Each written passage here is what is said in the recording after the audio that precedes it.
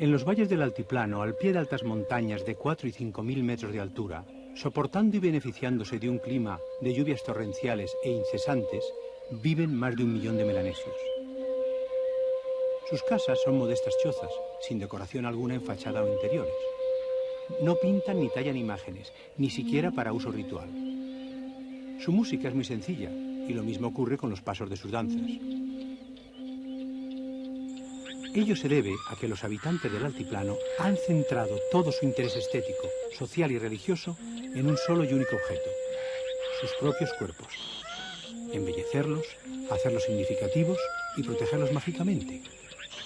La inspiración y los materiales los han tomado del mundo vegetal y animal que los rodea.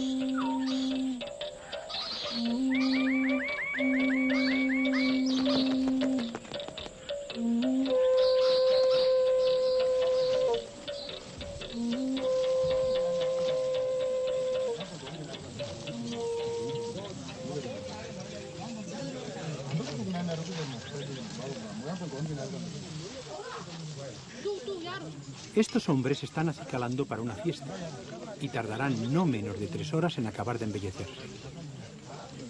Las mujeres, en cambio, son mucho más sobrias a la hora de arreglarse y se conforman con adornos y cosméticos más sencillos, excepto en el caso de las vírgenes guerreras, jóvenes preparadas para combatir codo con sus compañeros de tribu y que, llegado el momento de pintarse, lo hacen igual que ellos.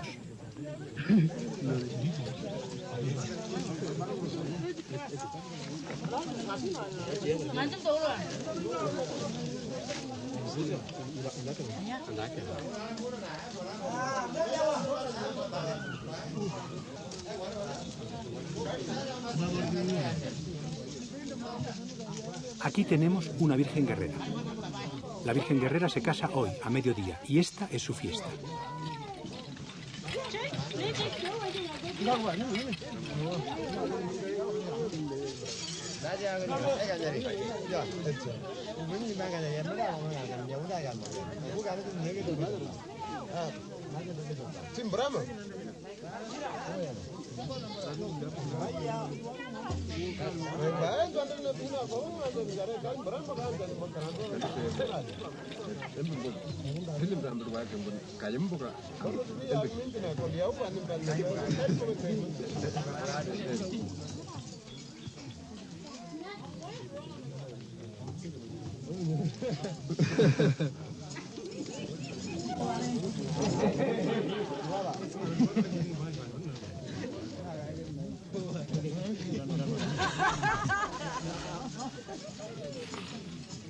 Los kundu, tambores de madera con parches de piel de serpiente o lagarto. No se sabe cómo llegaron a la isla, pero su origen es hindú. En las esculturas que representan a Shiva bailando la danza que destruye el mundo, lleva el dios el ritmo con un tambor en forma de reloj de arena.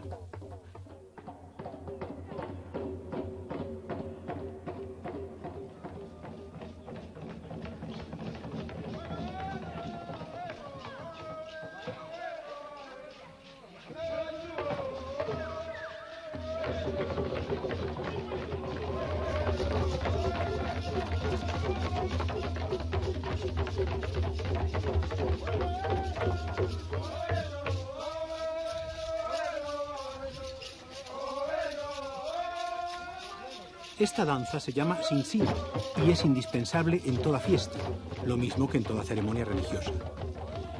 Los participantes cantan, danzan y golpean sus tambores durante horas y horas, pudiéndose prolongar el Sing-Sing con intervalos de descanso durante días y hasta semanas.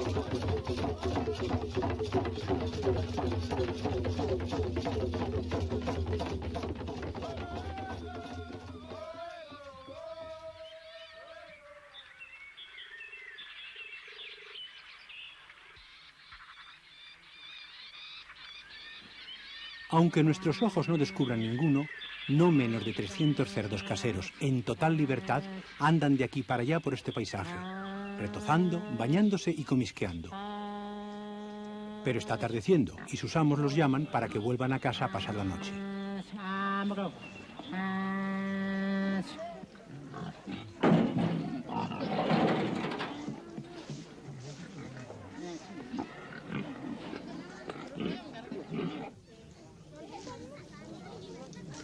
La isla de Nueva Guinea es, para los cerdos, el paraíso terrenal. Sus dueños los tratan con la misma ternura que nosotros a nuestros perros y gatos.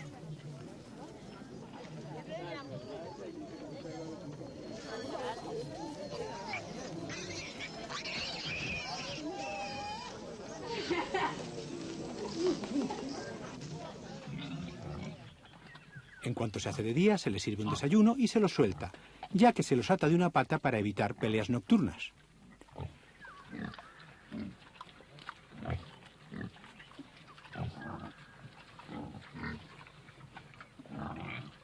Hoy se casa la Virgen Guerrera y varios de estos cerdos van a morir. Van a morir y a ser comidos en un banquete a la vez festivo y ritual, una especie de sabrosa comunión. Y se cree que los espíritus de los cerdos consumidos van a reunirse con los de los antepasados de la tribu.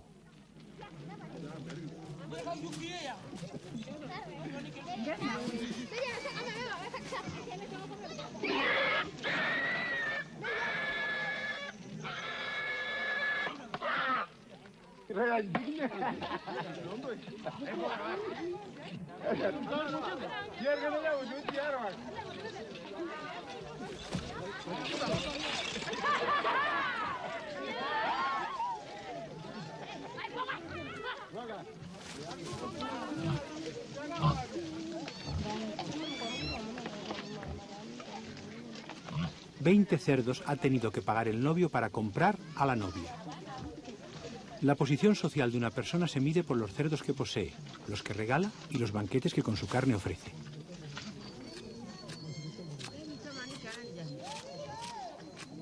Comienza ahora la preparación del que será el gran plato único del banquete. Cerdo al horno, condimentado y acompañado de variada guarnición.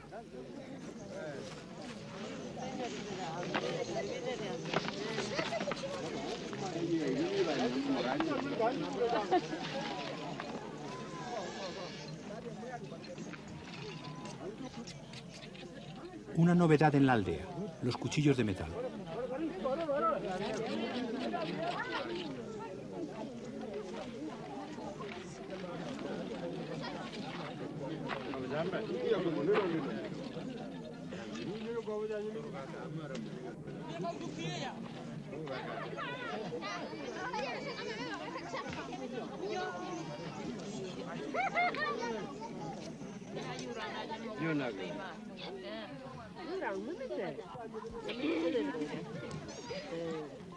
Se calientan piedras en el fuego para la barbacoa. En un envoltorio de hojas de platanero se asan los despojos y la sangre del cerdo. Esto es un mumu, horno improvisado donde se asará el cerdo. Usando tenazas de bambú, se meten las piedras candentes en el horno.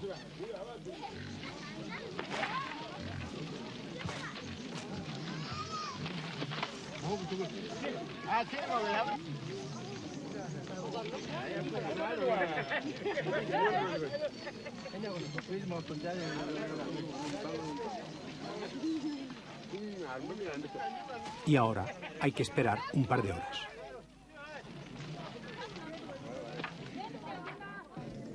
Esta bolsa de mallas se llama bilum. Se usa para casi todo en casi toda Nueva Guinea. La obtención de las fibras con que se hacen los bilum es tarea laboriosa. Su teñido es complicado y su tejido lento y difícil.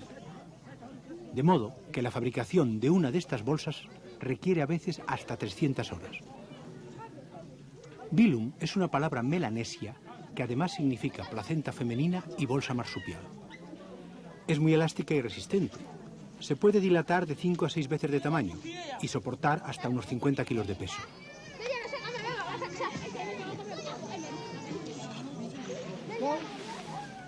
Y ahora, una vez asado el cerdo, se celebran las ceremonias de la boda.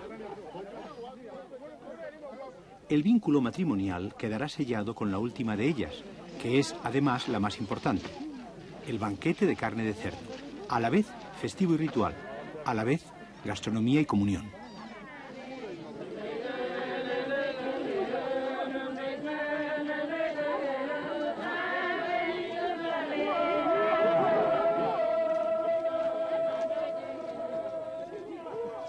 En una bandeja fabricada con corteza del tronco de la palmera llamada sago, se presenta al jefe de la aldea la primera carne sacada del horno.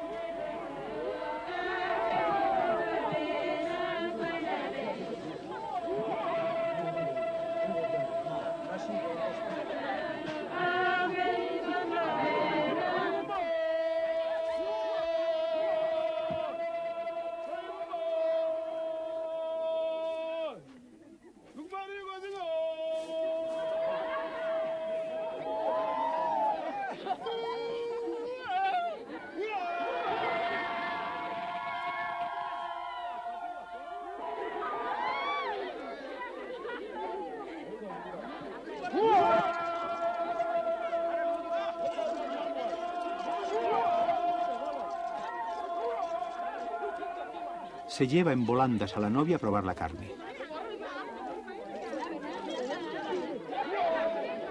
Solo cuando ella ha dado el primer bocado y el novio el segundo, puede comenzar el banquete comunión.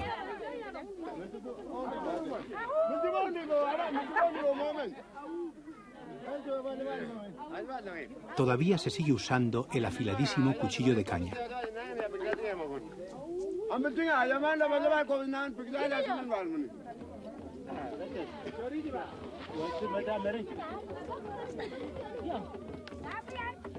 Comienza un sin-sin que durará hasta altas horas de la madrugada. Y durante todo ese tiempo se seguirá comiendo cuanta carne de cerdo apetezca o los estómagos admitan.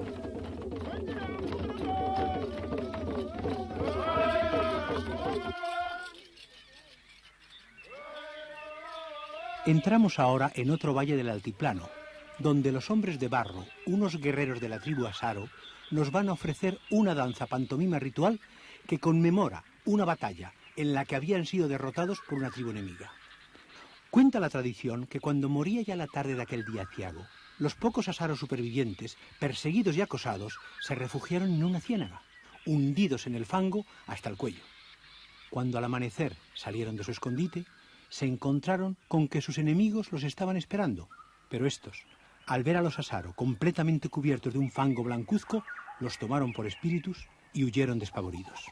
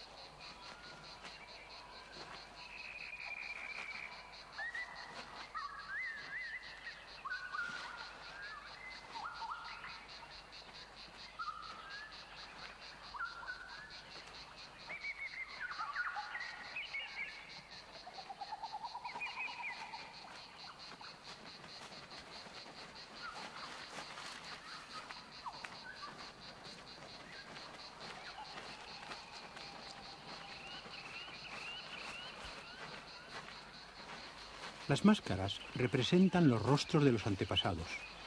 Son por eso objetos litúrgicos, especie de escalas de Jacob por las que el más allá, es decir, lo sobrenatural, entra en el mundo sensible y toma posesión de los danzantes y de los espectadores. Pero esta danza ya no es religiosa ni conmemorativa. Es un espectáculo que los Asaro nos ofrecen previo pago de una cantidad.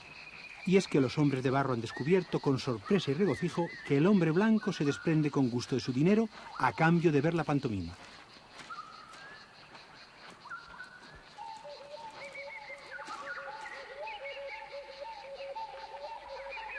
Estamos ahora en una aldea del Valle de los Chimbu, bastante próxima al pueblo de los Asaro.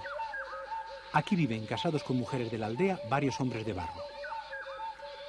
Asistimos a un espectáculo de teatro al aire libre para turistas.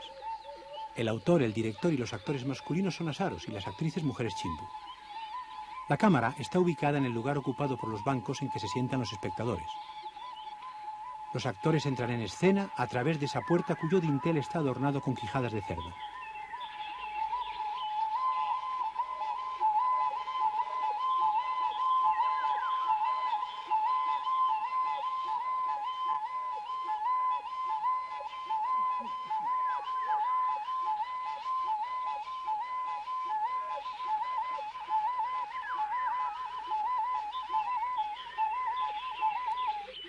So my name is Michael. I'm the translator of Chimbu Madman. There is 2 men winning the bamboo flutes for opening the play. Some ladies that are lined up for singing a welcome song for you guys come here, Dagrid, so they're going to sing now.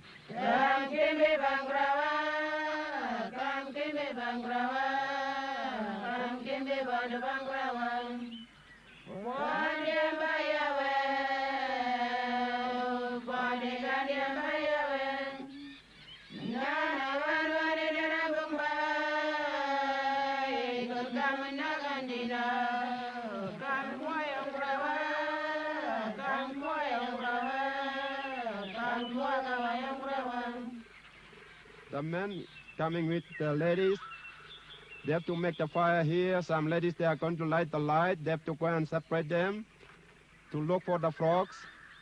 There is something happens like a bad spirits. They have to come and make them afraid. The ladies who are afraid and they have to run away. And the madmen, they have to come and sacrifice.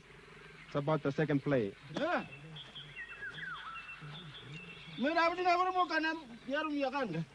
Why mo kibija ma ganguna kat na kende ro tonda imanda hindi ma gumi bija abu gamu gum ga mimer ko ma gendi kit nyere nga tay mo brare mi ku ga ngi ga mo ga mo la gum yang ngwe wa ga erne ne no te bo dal na kumbu na no mere nga na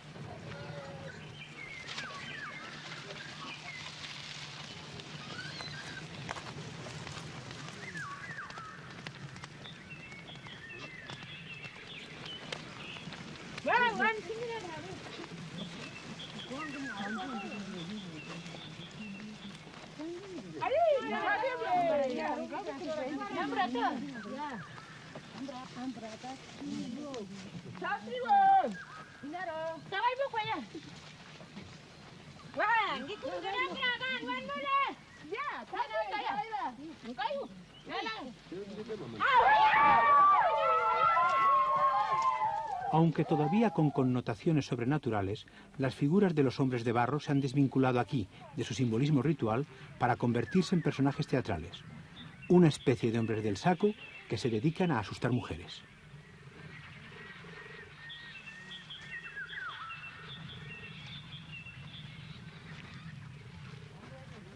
And the third, the man with his wife. The man is the great stealer. He used to walk around at night. He used to go to the garden and steal the food like taro of sugar cane and banana. And the owner of the sugar cane have to come and fight him. The ladies, they have to run away and try to come and kill him with the bow and arrow, with the spears. They have to kill him. Some here. And the men, the best spirits like a madman, they have to come and carry him down the hall where they stay.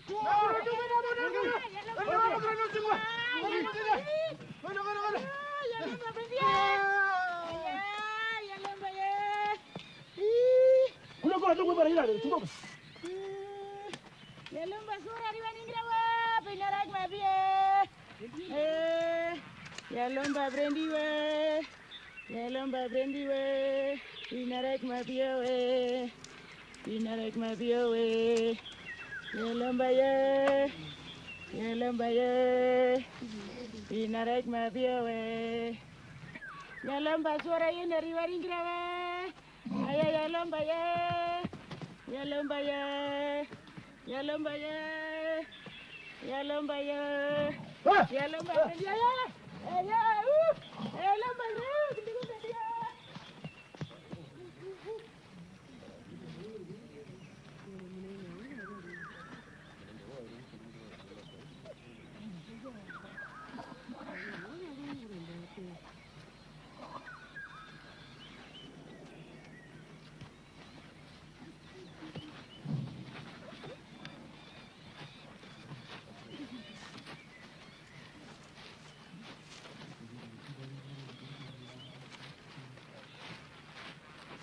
About the fourth play, about 2 men or 4 men they have to come up to shoot, come with the bow and arrow, the spears, they have to try to against shoot silk. The last one, the play is finished, the end now, they have to close up the play. El ejercicio de puntería que vamos a ver ahora es mucho más difícil de lo que parece. Con esas máscaras encima, los arqueros apenas pueden ver, y menos aún apuntar las flechas desde la altura del ojo. La habilidad consiste en clavar las flechas en el escudo, a lo largo de una imaginaria línea horizontal y equidistantes.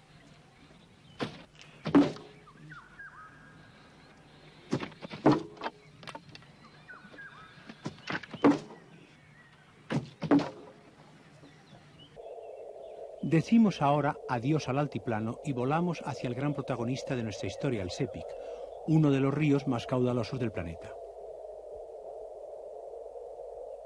A lo largo de sus 1.100 kilómetros de curso, viven 70.000 personas, repartidas en casi un centenar de aldeas que la selva separa y el río une.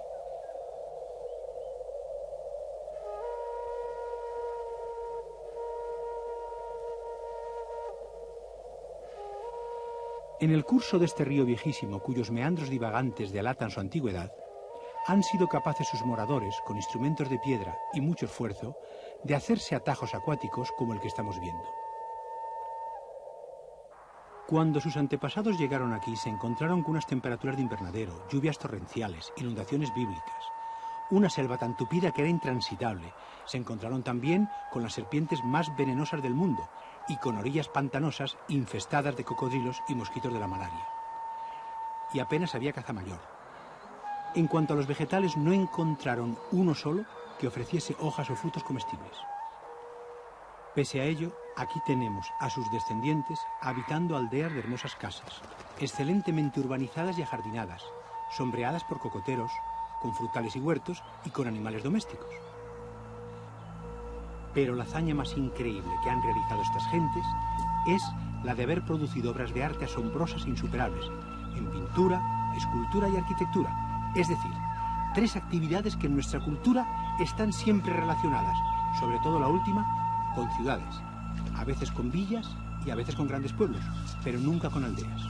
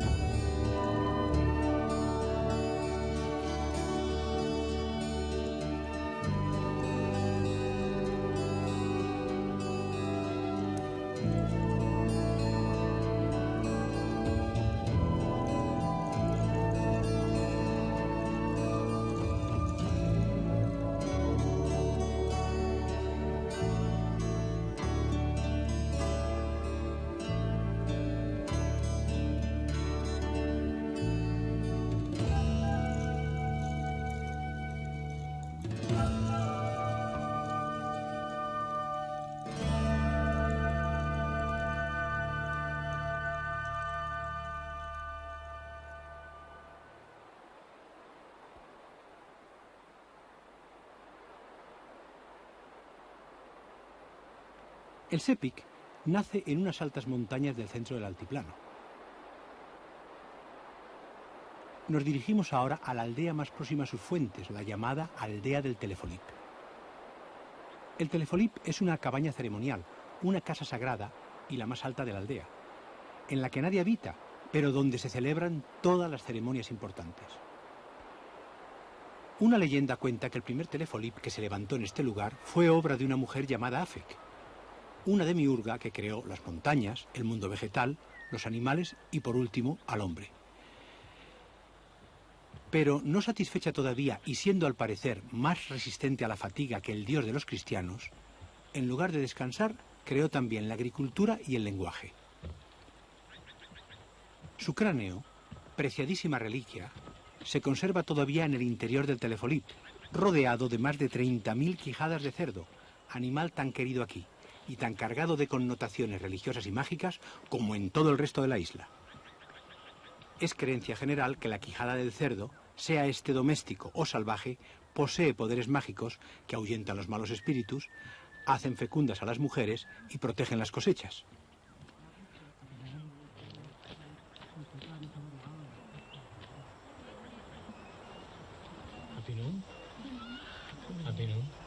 You mama melon dispela Mary? No? Nice.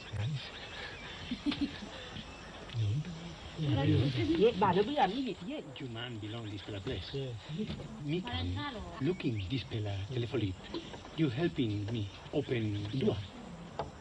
Mi pelacam? Go.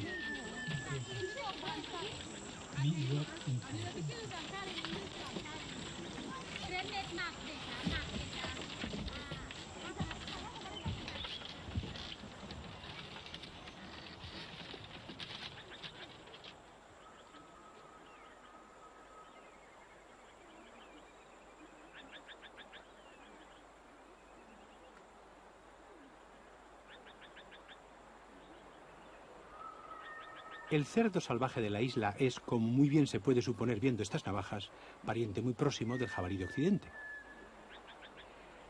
Y aquí tenemos el cráneo de Afek, el de la derecha.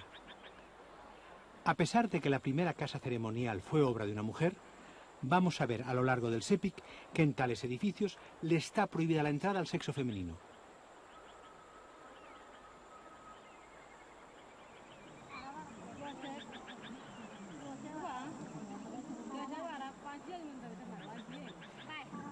En todo el territorio del Sepik Alto, las manifestaciones artísticas son pocas y modestas.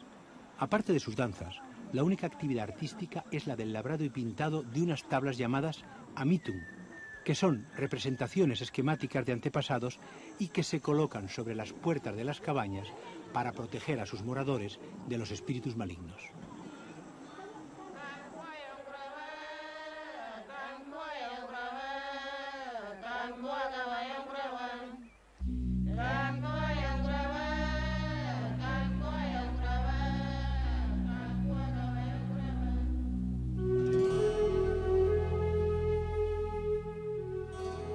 Vayámonos ahora río abajo, donde las casas ceremoniales son más grandes y más bellas.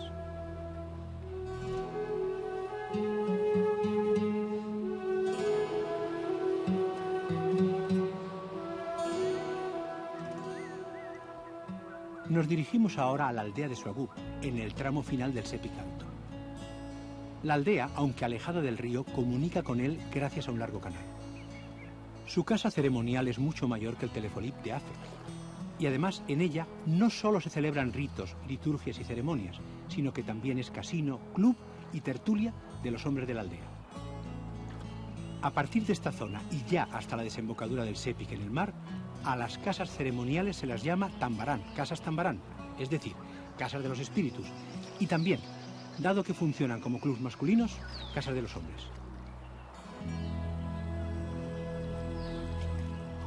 He aquí la casa Tambarán. El audaz voladizo de la parte delantera de la techumbre tiene como función proteger la fachada del violento azote del agua de la lluvia y también la de ser representación simbólica de las fauces abiertas del cocodrilo, que es el señor y el tótem del Sepik. En su interior pasan los hombres la mayor parte de su tiempo libre. Mastican bétel, que acaba poniéndoles rojo los dientes, charlan, se cuentan sus virtudes y méritos, fanfarronean acerca de sus logros en horticultura y jardinería, duermen de vez en cuando una siesta e incluso se quedan a dormir por la noche. Las mujeres, por su parte, acostumbran a reunirse al aire libre o en sus casas privadas, de las que son dueñas y señoras indiscutidas. Y dado que las mujeres son muy alegres, pero menos charlatanas y mucho menos vanidosas que los hombres, reina en sus tertulias un reposado clima de humor, ternura e intimidad.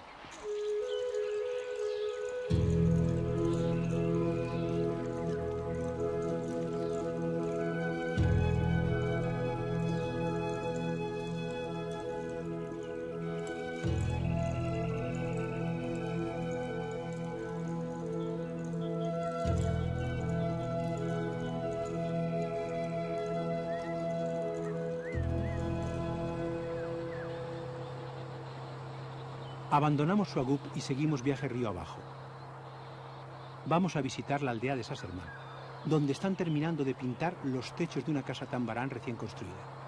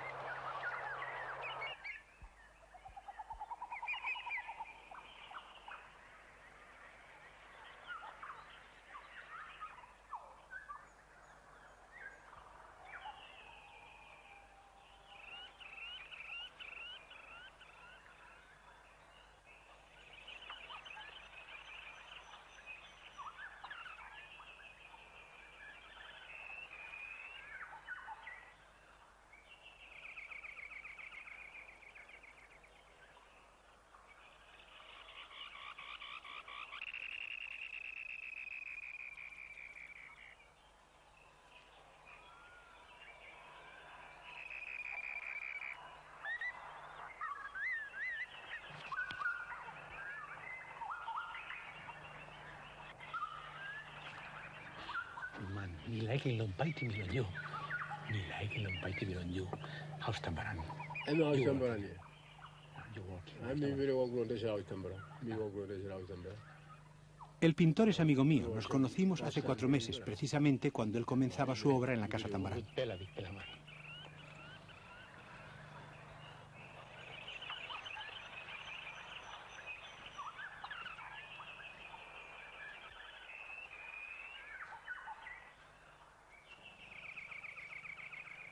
Al entrar en una casa Tambarán, a veces vemos una serie de pinturas que parecen simplemente decorativas, como en este caso las de este techo.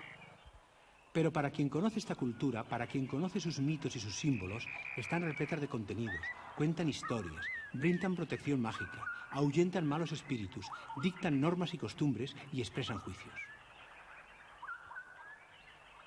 Por ejemplo, y como botones de muestra, hagamos un análisis primario de esos 3 paneles. El primero representa el planeta Venus, como lucero de la mañana. En el segundo se cuenta que se ha arrojado una piedra al agua y que se han producido ondas concéntricas. En el tercero vemos las escarificaciones que le han hecho a un joven en la espalda en la ceremonia de iniciación.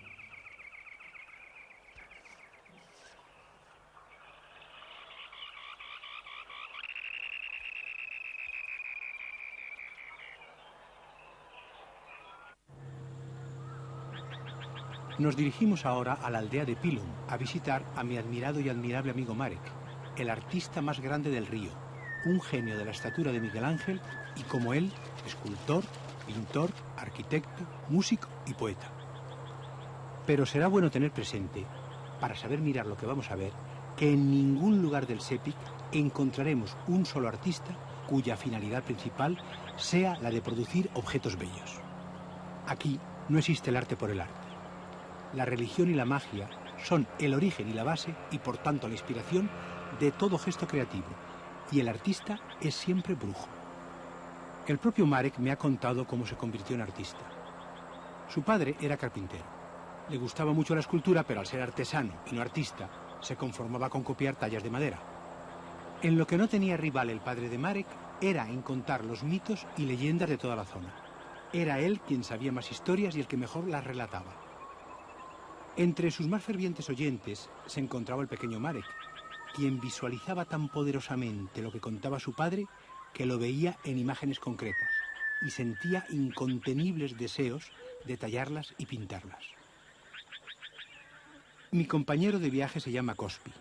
Es el mejor guía artístico del río Sepik y no puede por menos que serlo porque es hijo de Marek.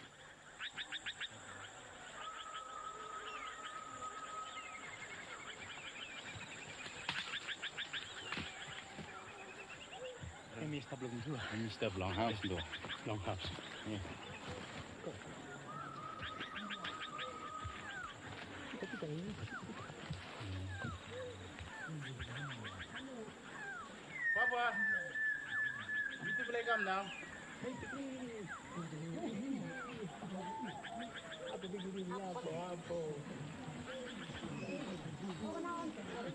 Left side. Papa, please step off.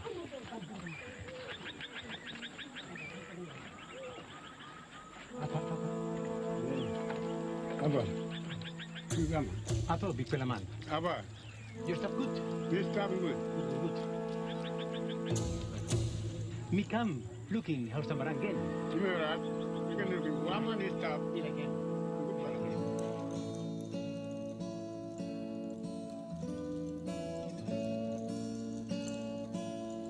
Ante la insistencia del pequeño Marek, su padre le enseñó la técnica del labrado de la madera y a los 8 años de edad produjo su primera escultura.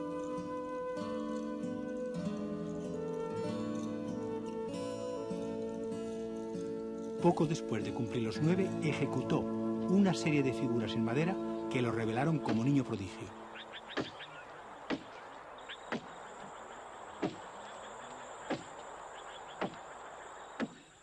Vamos a entrar en la Tambarán de Pilum.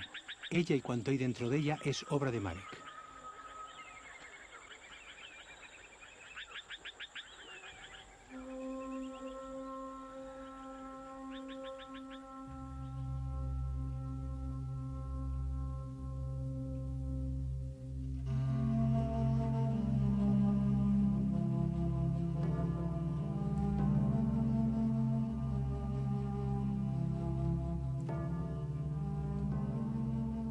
La función cardinal del arte del Sepik es la religiosa. La casa Tambarán es la morada de las imágenes que hay dentro, las cuales son a su vez tabernáculos de espíritus. Las pinturas y esculturas jamás están representadas en acción, porque según la cosmovisión religiosa del Sepik, el movimiento y el cambio son fenómenos del mundo sensible, sin sentido en el sobrenatural. En el espacio de 5 años, los que van de 1980 a 1985, y con la colaboración de 10 ayudantes, Marek ha levantado la Tambarán y ejecutado todas las pinturas y tallas.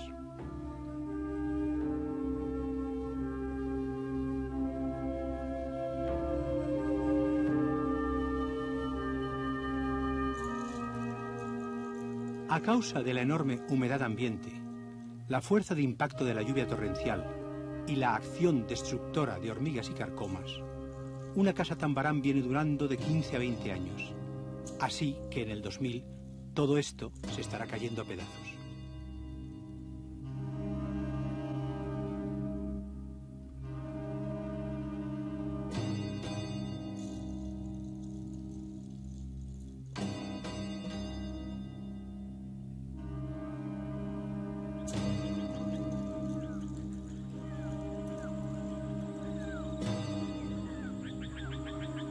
El artista, para recibirnos, se ha revestido ritualmente. Se ha revestido así como digno marco del objeto más precioso que él posee. Exactamente este hueso que vemos en su brazo izquierdo y que es un hueso humano. De esto hablaremos más adelante. Ahora vamos a ver cómo el artista ha sabido, con los materiales que tiene a mano, hacerse este adorno. La cabeza ceñida por una banda de piel de cuscús, un pequeño marsupial. La flor es un hibisco. Una diadema de conchas cauri. Y eso negro que vemos en el centro son patas posteriores de saltamontes. Sobre las sienes, 2 medias lunas de madreperla y unas frutas no comestibles que se cultivan por ser decorativas. La cara pintada de arcilla negra para no desentonar con el color del bigote. Sobre el pecho, una gran media luna de madreperla y adornos de algodón y plumas de gallo. En la nariz, que tiene perforado el tabique nasal, 2 conchas fusiformes. Like, look, bone, belong, papa belong you. Thank you.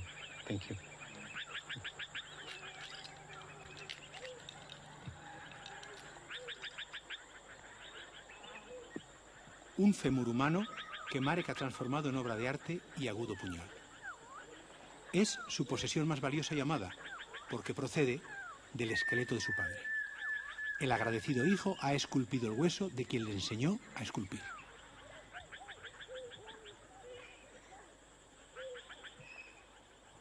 Thank you, Big Pelaman. Rem belong me.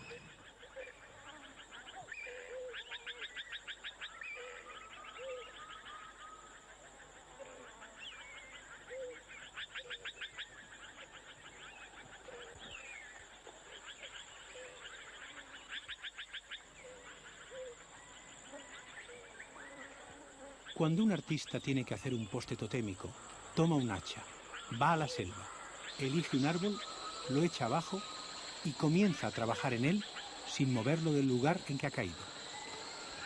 Luego, cada día, y hasta que concluya su obra, deberá, una vez acabada la jornada de trabajo en el poste, taparlo completamente con ramas, arbustos y maleza. Porque si una persona no iniciada viera el tótem antes de estar enteramente terminado, el espíritu ancestral que debe entrar a habitarlo se negaría a hacerlo.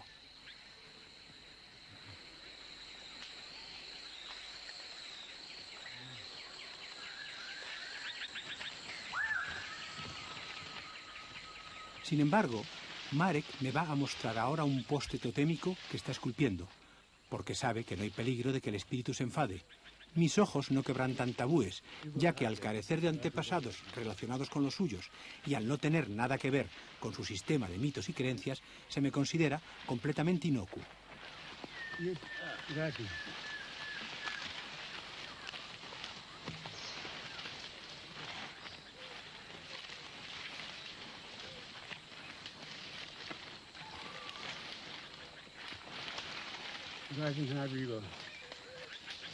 Okay. All right. I do it and you're working on it.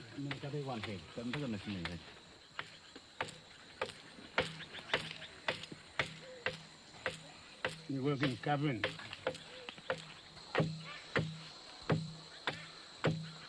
Working.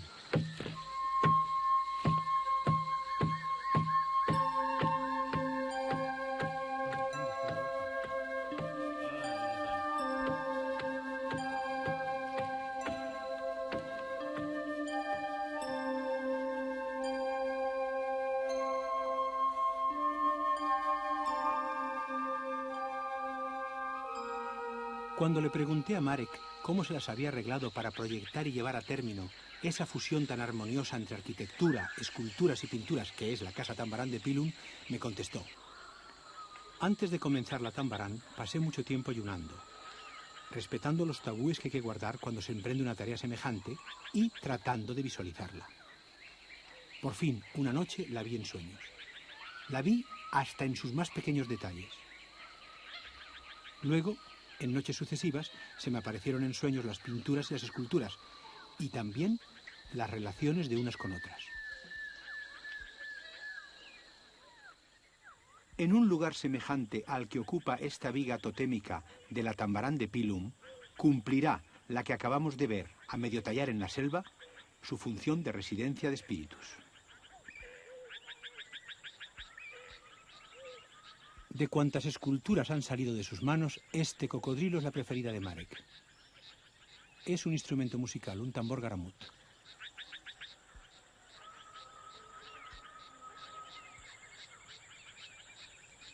Y este niño será el sucesor de Marek.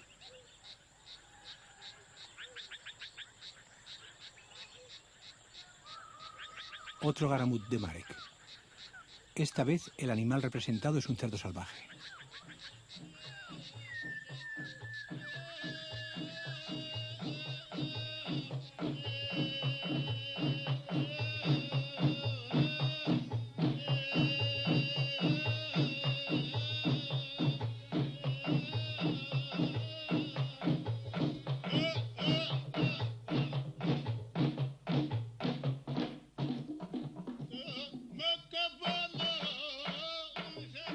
En muchos lugares, río abajo de Pilum, hay obras de Marek. Por ejemplo, esta hermosa tambarán del pueblo de Ambunti. Desgraciadamente ya tiene 16 años y se está viniendo abajo. No importa. Con el mismo empeño y constancia con que la naturaleza destruye su arte, los artistas del Sepik no cesan de crear. Así lo han estado haciendo durante milenios. Pero ahora ha llegado aquí la civilización del hombre blanco. Marek cumplirá 68 años del 2000. Aunque le queden fuerzas para ello, ¿necesitará alguien o le pedirá a alguien que levante una nueva tambarán? ¿O estarán ya todas estas gentes con su cultura destruida habitando en los barrios de chabolas de una gran ciudad?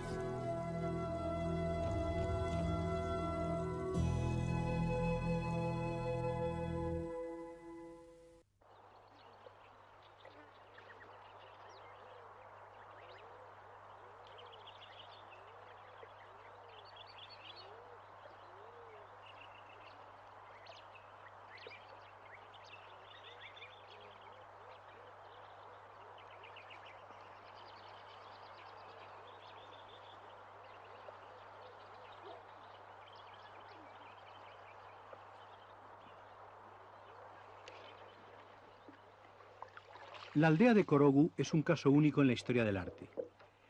De los casi 300 varones adultos que habitan en ella, cerca de un centenar son artistas. Un porcentaje al que no llegaron ni de lejos Atenas y Florencia en sus siglos de oro.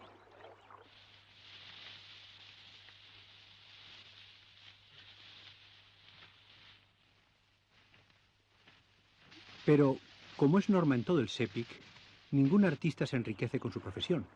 Y todos ellos, incluso el más genial, han de dedicar una parte del día a la agricultura y a otras tareas cotidianas. El único beneficio sustancioso que consigue con sus creaciones un artista es el del prestigio.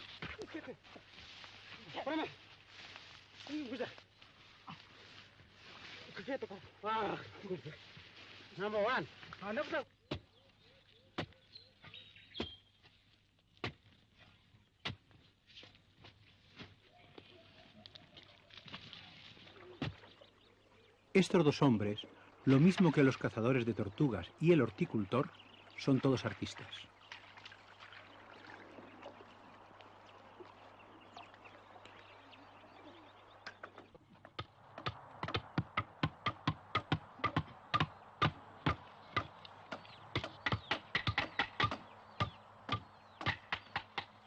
Los artistas de Korogu trabajan siempre en grupo.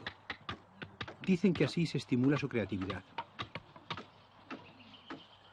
La creencia religiosa más arraigada en el Sepik es que los espíritus de los difuntos solo seguirán sobreviviendo en el más allá si sus descendientes no los olvidan. De ahí la importancia central del culto a los antepasados. Y puesto que el olvido los aniquila, se conservan cuidadosamente sus huesos y se hacen máscaras que los representan. Es imprescindible que se parezcan a ellos, pero debemos aclarar que, en el Sepik, lo que se quiere decir en este caso con la palabra parecido no tiene nada que ver con lo que nosotros queremos significar cuando la empleamos. No se trata de que los rostros esculpidos reproduzcan con mayor o menor exactitud los de los difuntos cuando estaban vivos, sino de que los dibujos y colores que lleva la máscara sean copia exacta de aquellos con que en vida el antepasado se pintaba la cara.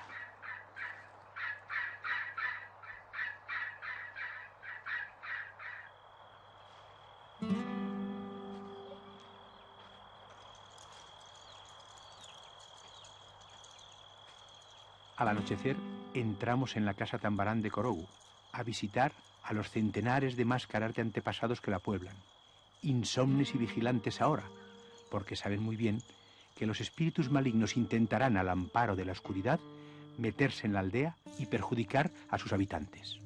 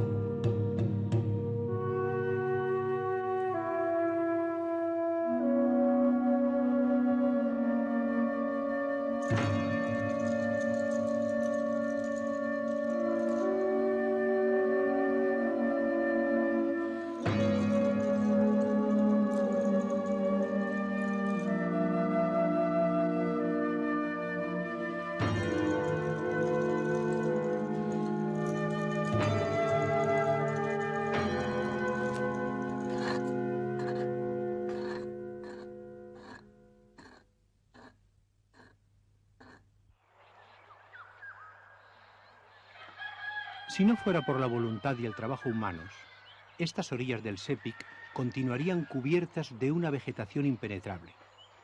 Y si no fuera por una constante labor de mantenimiento, la selva volvería por sus fueros. Si las casas no se construyeran sobre pilotes, el río las arrasaría en sus desmesuradas crecidas.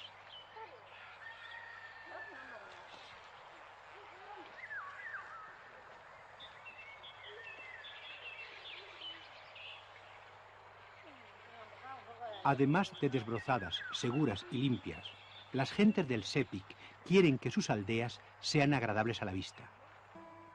Para ello, las urbanizan sabiamente, inventan casas de hermosas siluetas y, sobre todo, las convierten en jardines.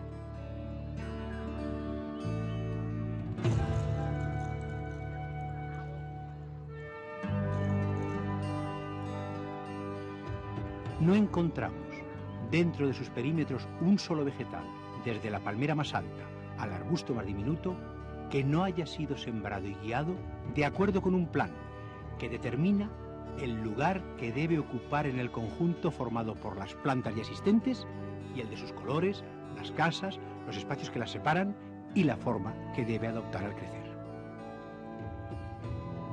Y es que para las mujeres y los hombres del Sepik, la belleza no es un adorno, sino una necesidad imperiosa.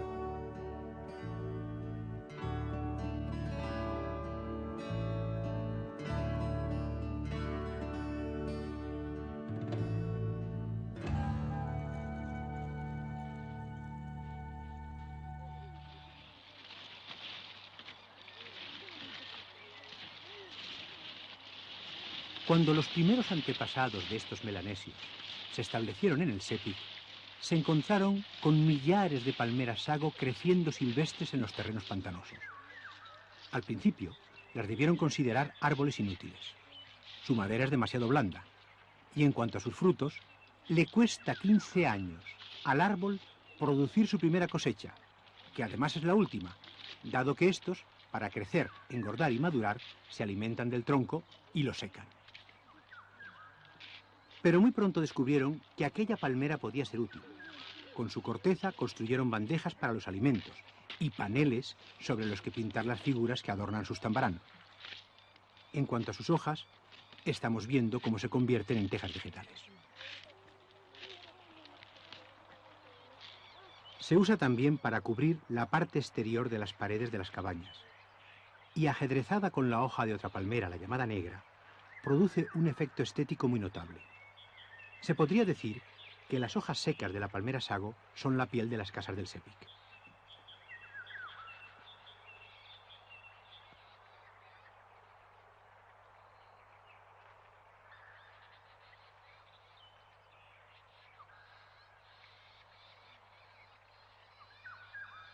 Contemplando estas, además de hermosas, solidísimas casas de madera, ¿podría alguien imaginarse que se han construido sin emplear un solo clavo?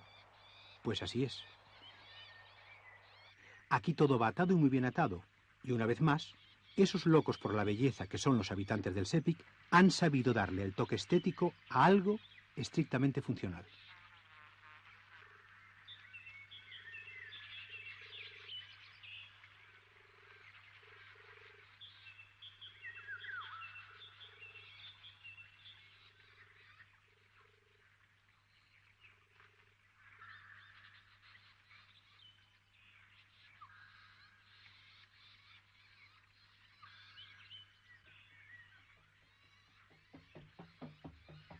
Desde el interior del piso superior de esta casa Tambarán, piso al que solo tienen acceso los que han pasado por la ceremonia de la iniciación, las voces de 2 tambores garamut están convocando asamblea.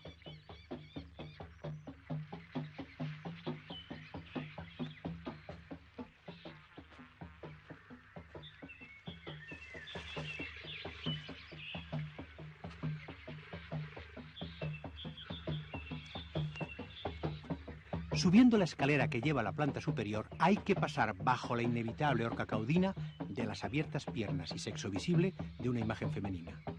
Se quiere simbolizar así que la iniciación es un segundo nacimiento, gracias al cual se ingresa en una forma superior de vida.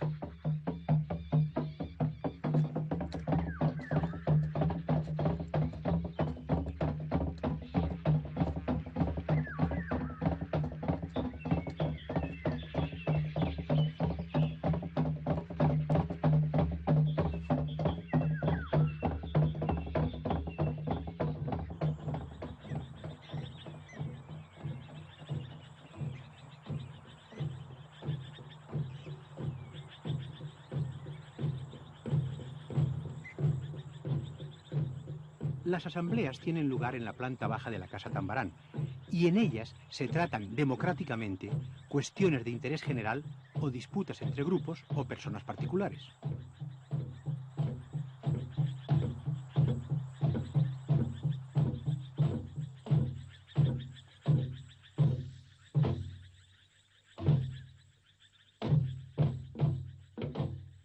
A ese mueble se le denomina taburete de los oradores. Pero no es un taburete, ya que tiene respaldo, ni se usa para sentarse, sino como altar y mesa de debates. La figura que hace de respaldo es siempre la del antepasado del clan. Los signos y figuras tallados en el taburete, comenzando por el sexo femenino, ese triángulo a los pies del antepasado, nos cuentan que este hombre murió por haber violado el tabú que exige abstinencia sexual la noche anterior al día de asamblea. Indispensable en los debates es ese manojo de ramitas de palmera que vemos sobre el asiento.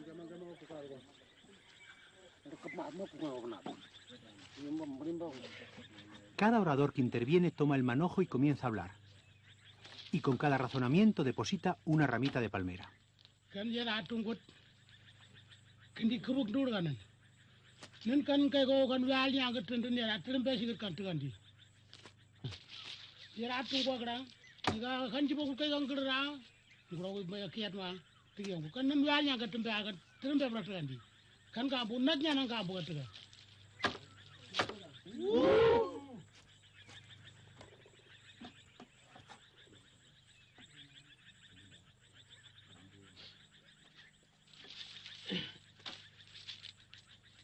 Kan mag ngabi bana yara kut kay tang we to kun kunanya ka to anda ga kau ga ku ai tigan na bon na ya lam bon set nei ga tigan ai mo nya ka ta yara kutum bong kut no ka ble nya ka ta kutum bong kan kunanya ka du ga tigan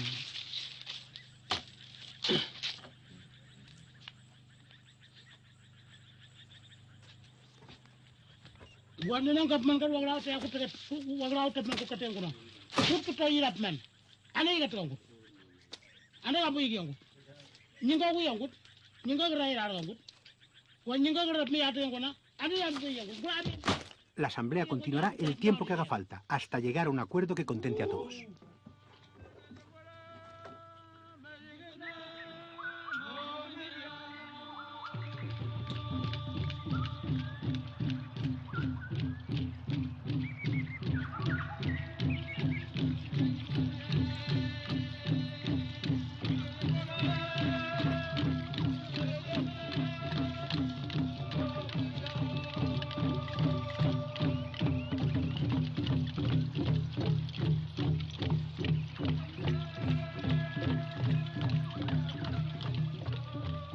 El río Karahuari es uno de los afluentes más importantes del Sepik.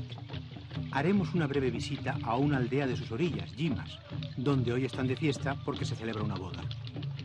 No asistiremos a esta, pero sí a su comienzo, al momento en que desde lo alto de la colina sagrada, todos los del pueblo, mujeres, hombres y niños, bajan a la aldea a saludar a la novia.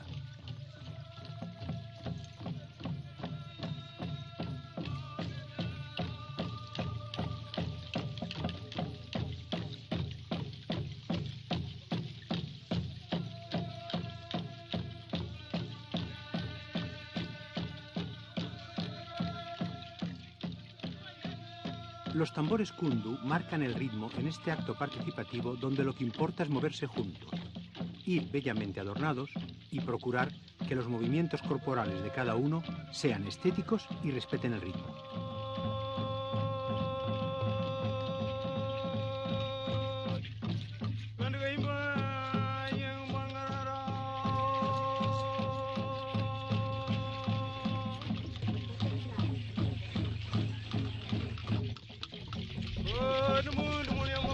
Al moverse todos libremente, pero obedeciendo a un ritmo común, se afirma y refuerza en ellos la agradable sensación de saberse miembros de un grupo.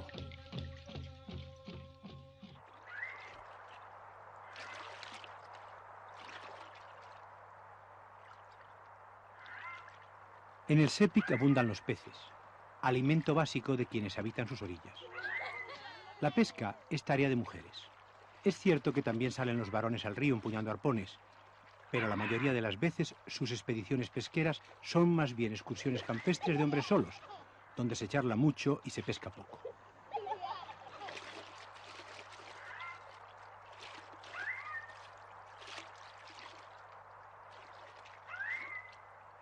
Las mujeres, para pescar, emplean redes y nasas que dejan en el río estratégicamente colocadas.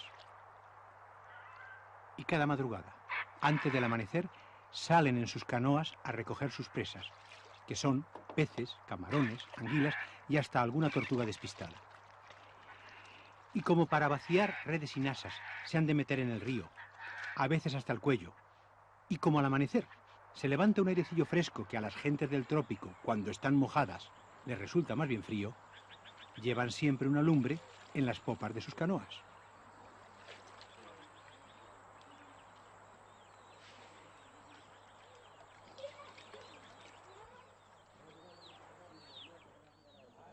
Cualquier hombre blanco que sea medianamente buen observador y que no padezca de prejuicios raciales, notará, si visita una aldea del Sepik y permanece en ella un par de horas, que todas las actividades, todas las relaciones mutuas y todos los estados de reposo de sus habitantes tienen lugar en una atmósfera de armonía y paz de espíritu.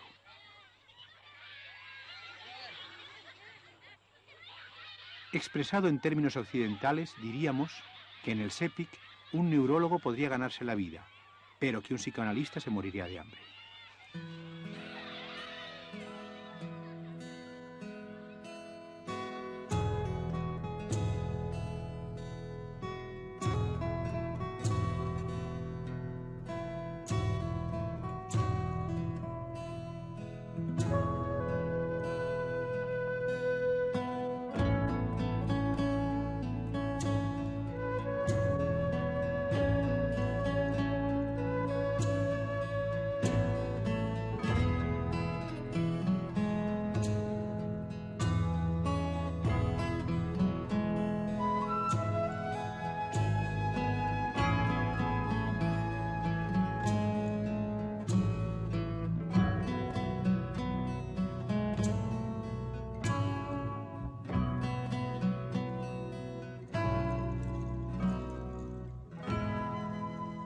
En cuanto a la agricultura, los hombres se encargan de las tareas más pesadas, la primera de las cuales es talar el bosque para hacer las huertas, luego quemar lo cortado para abonarlas y por último labrar la tierra.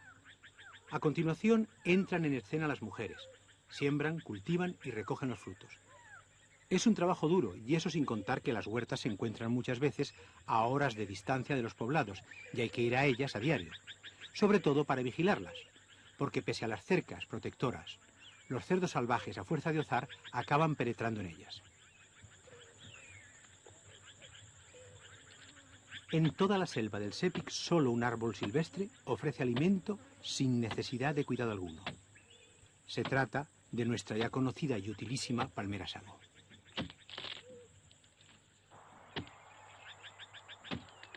En una fecha que es imposible precisar, un habitante del Sepik hizo un hallazgo portentoso.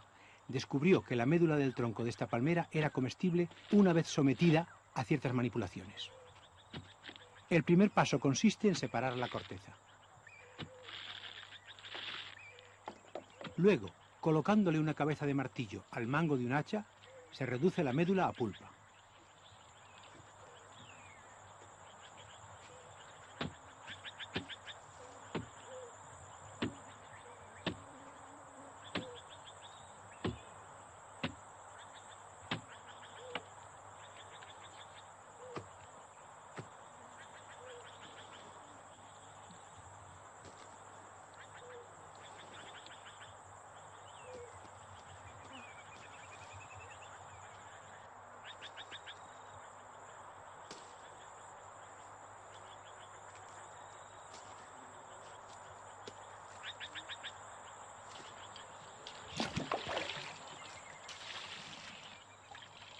El siguiente paso consiste en separar la parte alimenticia de la leñosa, recurriéndose para ello a un canalón de corteza de sago, una canoa vieja que hace de artesa, un filtro de cestería, un cazo y agua en abundancia. Transcurrida media hora, se tira el agua y se recoge la harina que se ha posado en el fondo de la artesa.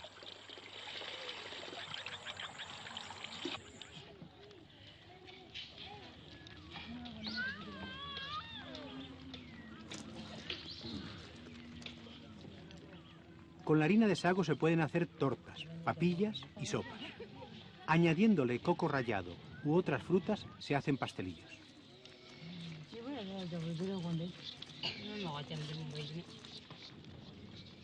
En Papúa Nueva Guinea nunca se han conocido los cereales, de modo que las grandes tortas de sago como la que estamos viendo cocer han sido siempre el pan de estas gentes. Pero este resulta muy inferior al nuestro como alimento completo, ya que el 88% de su contenido es pura fécula y solo un 0,5% contiene proteínas.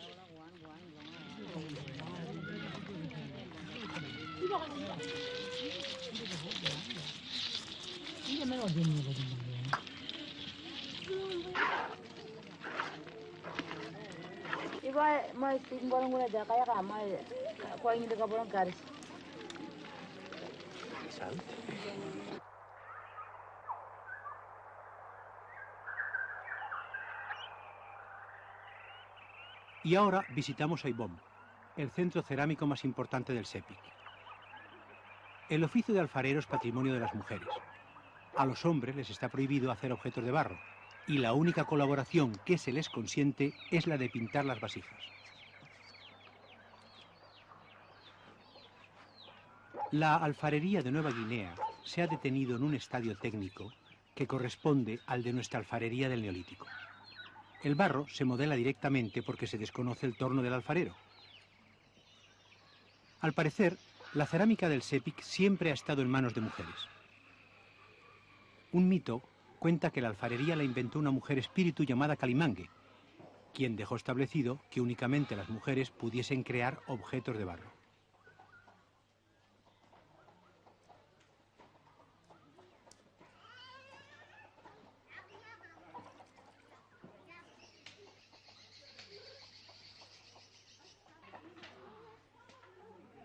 Una vez terminadas, las vasijas se dejan al sol hasta que se secan completamente.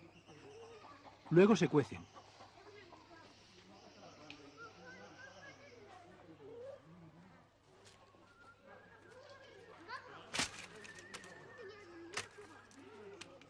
Al realizarse la cochura al aire libre, no se pueden lograr temperaturas altas y las piezas de cerámica resultan más porosas y menos duraderas que las obtenidas por cocción en horno.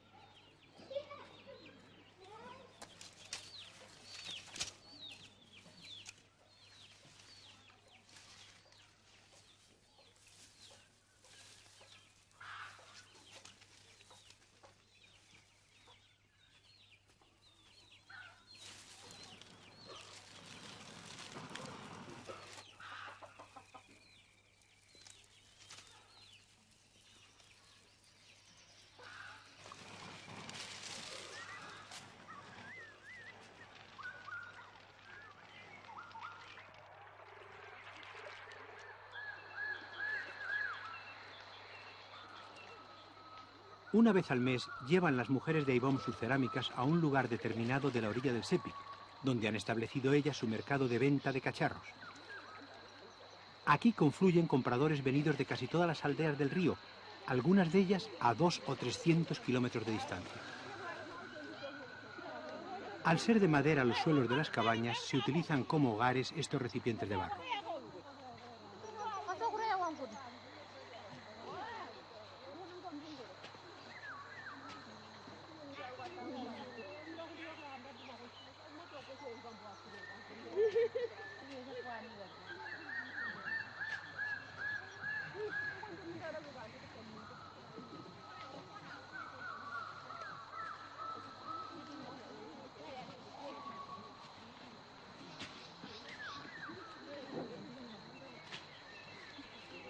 Van y vienen ligeras canoas por esa gran calle mayor líquida que es el Sepik, el gran canal de una imposible Venecia neolítica.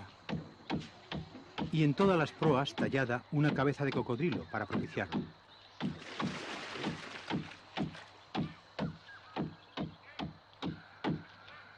El cocodrilo es tótem y señor del río y también guardián de la puerta por la que los adolescentes entran en el mundo de los adultos con la ceremonia de la iniciación.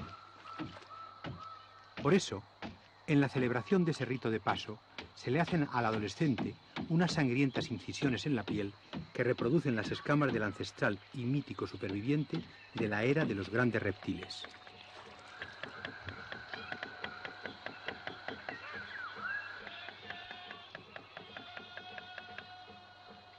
Vamos a verlo con nuestros propios ojos.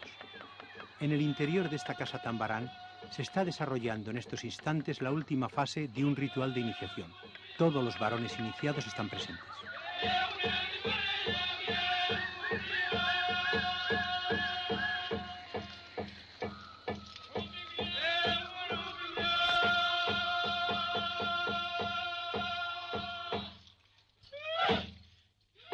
El neófito. Dentro de unos instantes, el iniciador le hará unos cortes en la piel. Las cicatrices, que le durarán toda su vida, cumplirán una triple misión. Indicarán que ha sido iniciado, lo protegerán mágicamente contra los malos espíritus y embellecerán su cuerpo.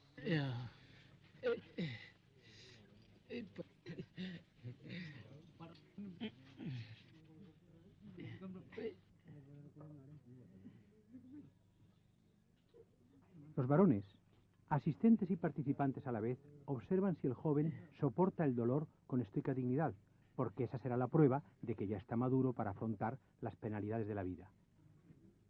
Ahora, con una mezcla hecha con el aceite de un árbol llamado tigaso, ceniza y una determinada clase de arcilla, el iniciador limpia las heridas.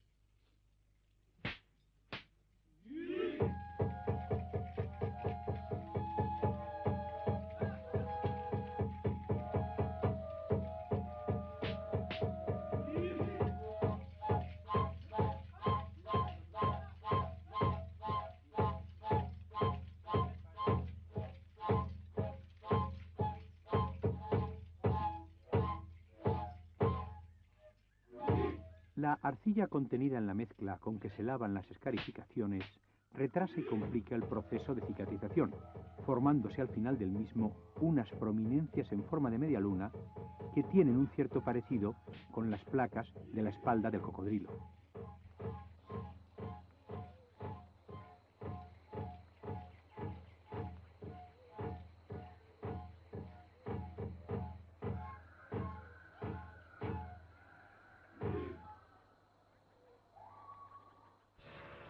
Los ya escasos cocodrilos que quedan en las aguas del Sepik huyen a esconderse apenas oyen el motor de un fueraborda.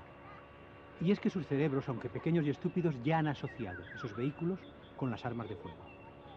El que antaño fuera señor y tótem del Sepik está siendo exterminado y corre peligro de inminente desaparición. Muchos cambios están ocurriendo en el río. Y aunque el gobierno hace cuanto puede para evitar la catástrofe, la verdad es que el proceso de aculturación que se puso en marcha al contacto con la civilización occidental lleva un ritmo tan vertiginoso que quizás no pueda contar esta antiquísima y valiosa cultura con la cantidad de tiempo necesaria para ponerse al día sin renunciar a sus raíces. Vamos a conocer ahora a un anciano que en su ya lejana juventud fue el mejor guerrero de su tribu. Sus armas eran el arco de bambú, las flechas de punta de madera y hasta de caña, y el puñal de hueso, su favorita. Evocando su juventud, el viejo guerrero nos ha contado la batalla en que usando su puñal de hueso mató a su primer enemigo. Nosotros, con su asesoría y con la colaboración de los jóvenes guerreros de la tribu, hemos reconvertido en imágenes el relato.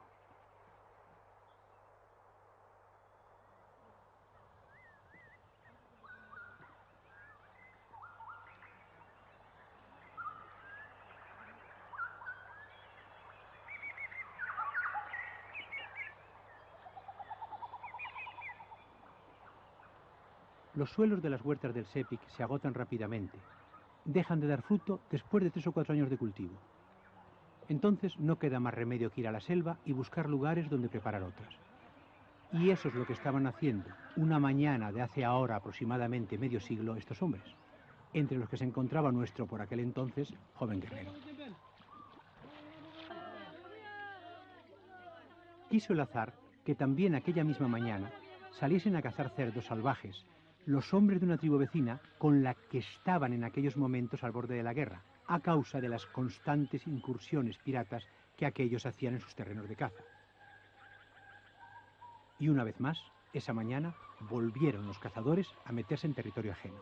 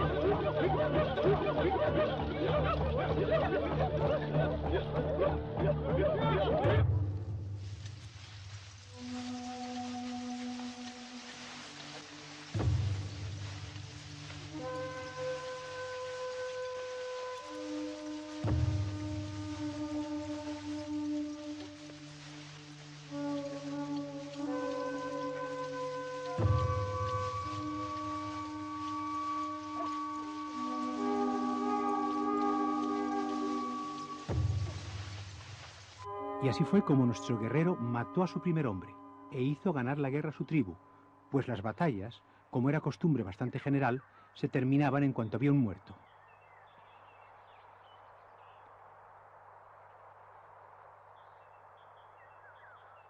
En la aldea de Canganamán, a donde ahora nos dirigimos, se levanta la casa Tambarán más antigua del río. Se construyó por las mismas fechas que nuestro viejo guerrero mataba a su primer enemigo, es decir, hace casi 50 años. Esta increíble longevidad la debe a que todos sus postes proceden de dos árboles de maderas durísimas e inmunes a la carcoma, el garamut y el cuila. Con la madera del primero se hacen también los tambores del mismo nombre. En cuanto al árbol cuila, su madera es tan compacta y pesada que no flota en el agua.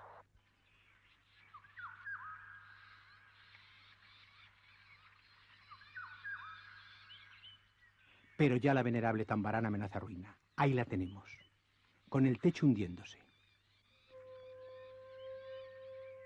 Las lluvias han podrido su cubierta de sago, y sus vigas y listones, de maderas comunes, están muy deterioradas por carcomas y hormigas.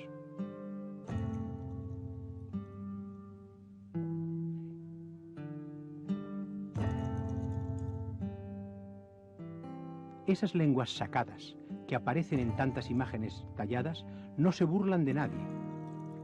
En la cultura del Sepik, la lengua es el músculo más importante del ser humano, y lo es porque hace posible el lenguaje y por tanto la comunicación entre las personas.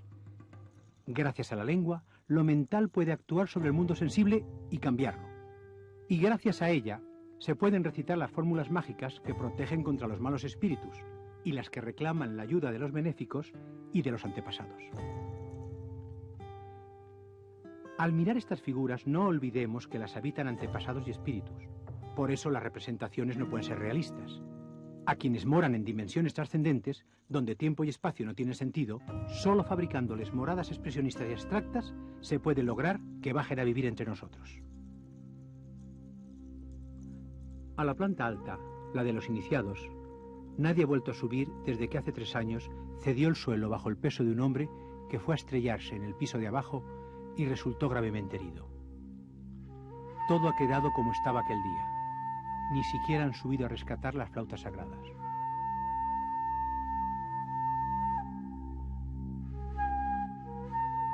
En realidad, hace ya 10 años por lo menos que debieran haber echado abajo esta Tambarán, pero, dada su originalidad y belleza, el gobierno del país la había declarado monumento nacional.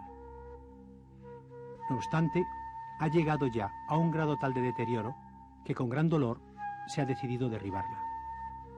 Así pues, esta casa Tambarán que ustedes están admirando ya no existe.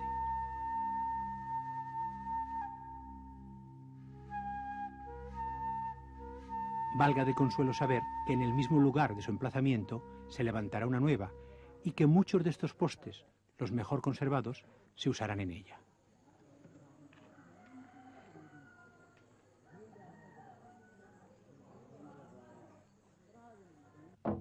Durante el tiempo que Papúa Nueva Guinea fue colonia del hombre blanco, no cesaron los gobernadores de prohibir las guerras entre las tribus y de requisar escudos.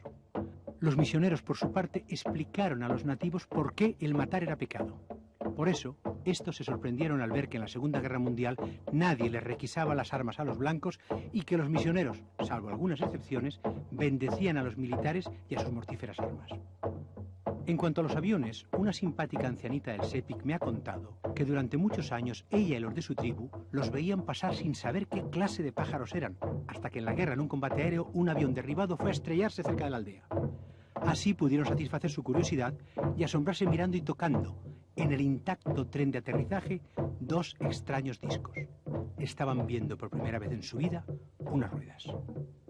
En otra aldea, la de Palambay, vieron sus habitantes por primera vez un avión de cerca cuando un caza norteamericano, sospechando que en la casa Tambarán podía estar escondida una patrulla japonesa, la ametralló. De resultar de lo cual, la casa ardió y un hombre que estaba dentro durmiendo la siesta murió.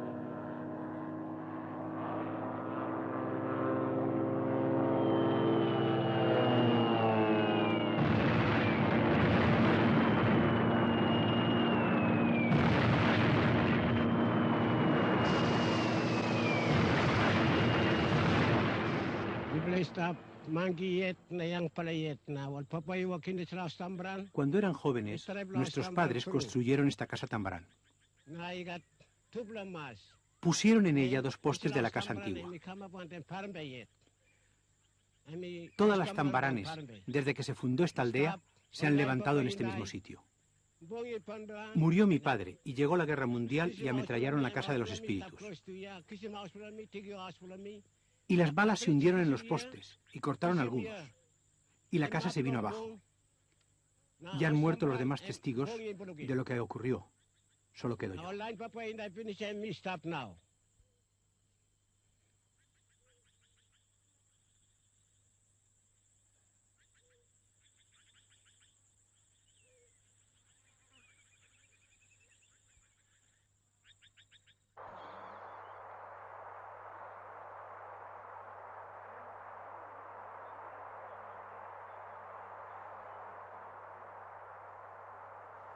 Nos dirigimos ahora hacia la aldea de Tambanún, a la que se podría denominar la Nueva York del Sepik, dado el tamaño y altura de sus casas familiares.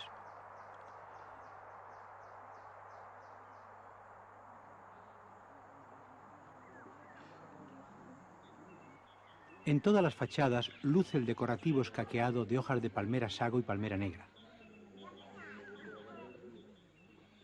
Y en todas las fachadas vemos también, justo encima del tejadillo que da sombra a la puerta de entrada, la máscara muy esquematizada de un antepasado ancestral, que se encarga de impedir que los espíritus malignos puedan meterse en el interior de la vivienda.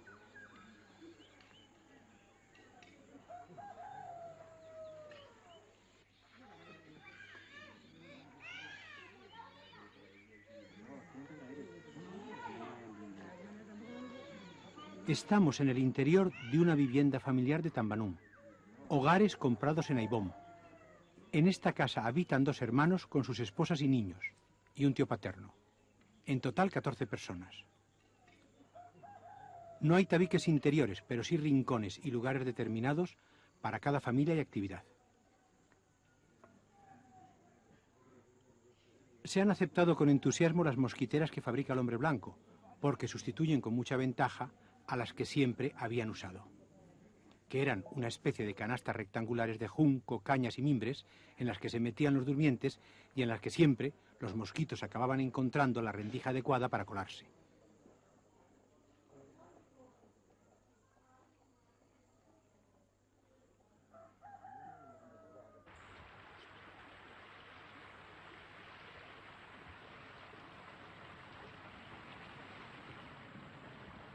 Remontando un pequeño afluente del Sepik, nos dirigimos a Maprik, una región que, aunque algo alejada de la orilla izquierda del río, está aún lo suficientemente cerca para tener una cultura muy semejante.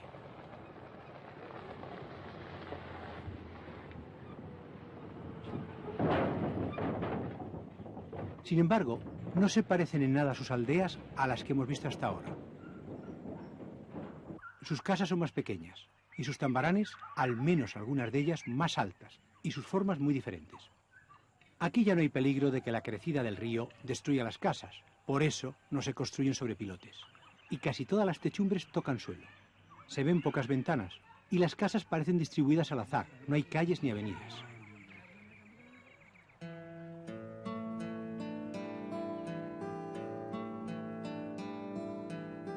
Viendo las casas tambarán de esta región, se aprecian dos estilos artísticos principales que vamos a llamar, sin pretender en absoluto invitar a extrapolación alguna, románico y gótico.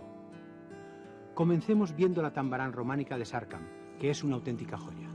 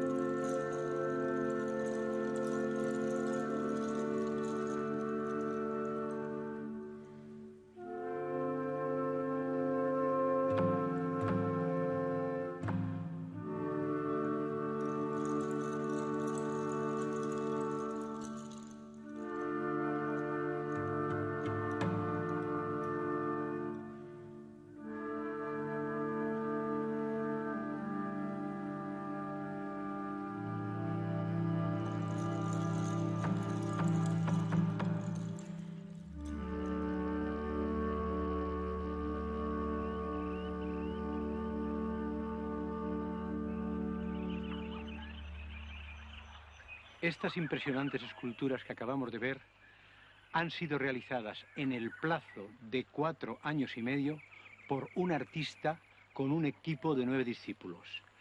Este artista, que es tan capaz de hacer obras con ese ambiente misterioso que hemos visto en el interior, como obras como esta que vemos aquí, es un hombre que tiene algunas de sus tallas en el Museo Británico. Es uno de los más grandes artistas de nuestro tiempo y lo vamos a conocer ahora.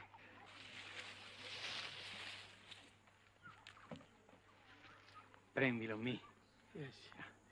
Pren Blayu. Pren Bilonmi. Muruk Nako como Bilonyu. Yes, mi ogi Nagra. Mi Nagra mi ogi. Nagra. Nagra. Su nombre es Nagra. Desde que sus obras están en el Museo Británico, ha aprendido de Occidente a decir, cuando se le pregunta, como le he preguntado yo ahora, este casuar y este calao, ¿de quién son o son obra tuya? Ha dicho, estos son 2 Nagra. Igual que se dice, estos son 2 Picasso o estos son 2 Van Gogh.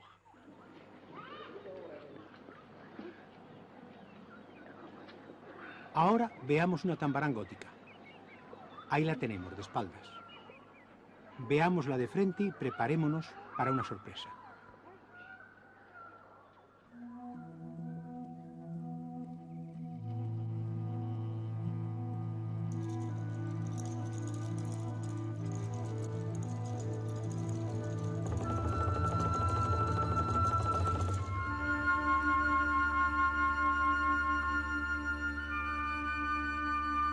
Catedrales de Corteza. Catedrales de Corteza, sí. Con ese nombre ha bautizado a estas tambaranes Philippe Diollet, el gran explorador y arqueólogo. De corteza del tronco de la palmera sago son sus paredes interiores, y de placas de su corteza cosidas unas a otras, los hastiales de sus fachadas, como este tan espléndidamente decorado que estamos contemplando.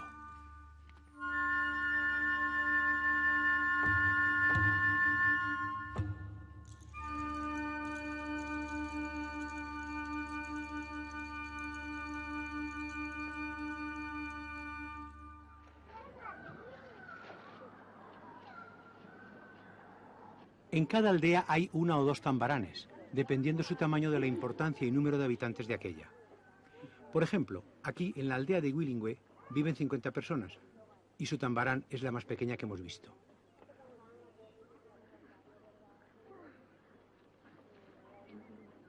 Junto con la corteza de la palmera sago, los otros 2 materiales de construcción básicos que se utilizan para levantar las tambarán son el bambú, con el que se hace el armazón, y las hojas de la palmera sago, para el revestimiento de la techumbre. En los hastiales hay siempre pintados unos grandes rostros que representan a los espíritus ancestrales de la aldea. A diferencia de las tambarán del Sepik y a semejanza del telefolip de Afek, no se utilizan como clubs, sino única y exclusivamente como recintos ceremoniales.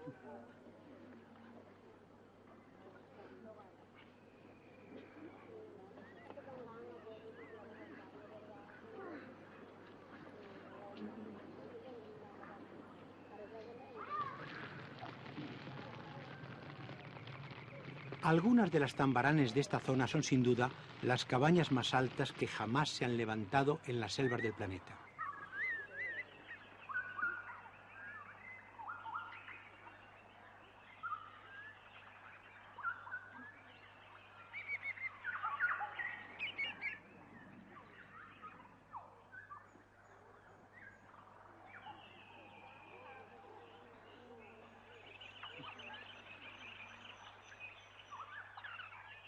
Esta es la más gigantesca de todas. Una gran catedral de corteza de casi 30 metros de altura, es decir, la de un edificio de 10 pisos.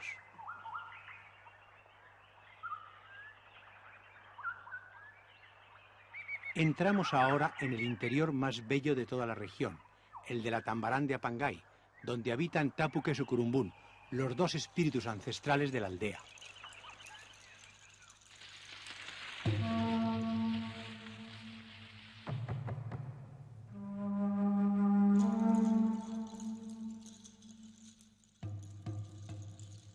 El artista principal responsable de lo que estamos viendo se llama Kipa Huyan.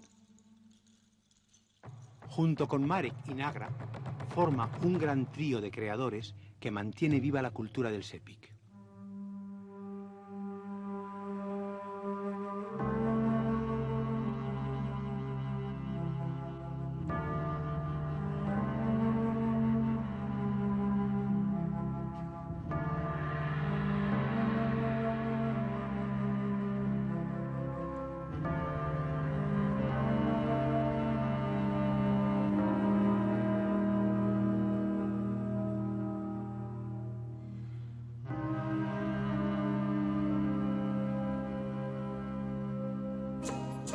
Este es Tapuca y la figura sentada, Sucurumbún.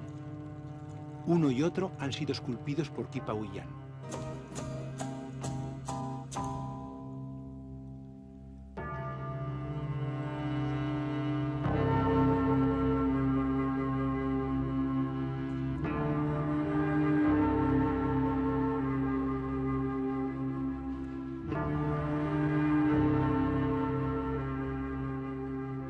Y en la cámara más secreta y oscura volvemos a encontrar a Tapuca y Sucurumbún, esta vez bajo la forma de dos colosos dormidos de 10 metros de longitud.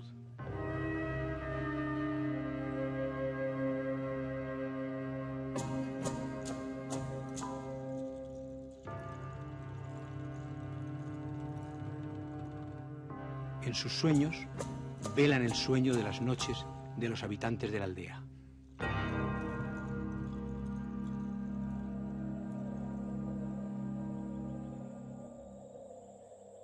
Antes de que existiera nuestro mundo, había solo una inmensa extensión de agua en la que vivía un cocodrilo, su único habitante. El cocodrilo fue acumulando su estiércol, y de ese estiércol se formó la tierra. Más tarde, el cocodrilo parió al hombre, y como viera que éste era una criatura ignorante y débil, lo protegió y lo cubrió de atenciones. Pero he aquí que andando el tiempo, su dependencia le pareció al hombre humillante, y para emanciparse, mató al bondadoso animal golpeándole con una piedra en la cabeza, mientras dormía. Y cuando estaba contemplando el cadáver le vinieron remordimientos, y cuando miró el mundo que le rodeaba tuvo miedo de él. Se sentó en el suelo y comenzó a llorar. Y tanto lloró durante días, semanas, meses y años, que sus lágrimas abrieron un amplio cauce en la tierra y por él corrieron hasta el mar. Así fue como del dolor del primer hombre, al considerar su crimen y su desamparo, se formó el poderoso río Sepik.